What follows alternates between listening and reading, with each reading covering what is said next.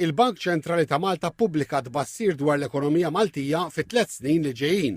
Il-bank qal li tkabbir fil-prodott domestiku gross reali għandu jimmodera mis-6% li ġie reġistrat is-sena l-oħra u bassar li din is-sena l-ekonomija mistennija tikber b'4% u fis-sentejn ta' wara 3.6 u 3.3%.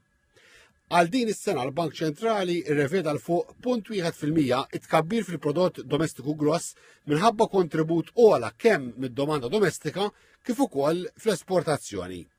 Il-Bank Ċentrali qal li t-tkabbir ekonomiku fit-3 snin li ġejjin huwa xprunat minn żieda maġla u kontinwa fil-konsum privat, waqt li l-kontribut tal-esportazzjoni mistenni jkun pożittiv ukoll. L-inflazzjoni jew ir-rata li bija qed tolha l-ħajja hija mbassra li tonqos gradwalment tal 2%.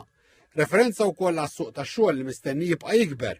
Ir-rata tal-qatt sal-2027 mistennija tibqa' fl-istess ilma ta' bħalissa fil-livell ta' 3% ta' dawk kollha li jistgħu jaħdmu.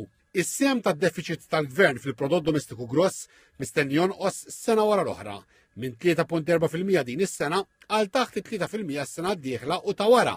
Mill-banda l-oħra, skont il-Bank Ċentrali, il-proporzjon tad-dejn tal-Gvern għal prodott domestiku gross mistenni jiżdied bi ftit għal 50.1% fl-2026 u fl-2027.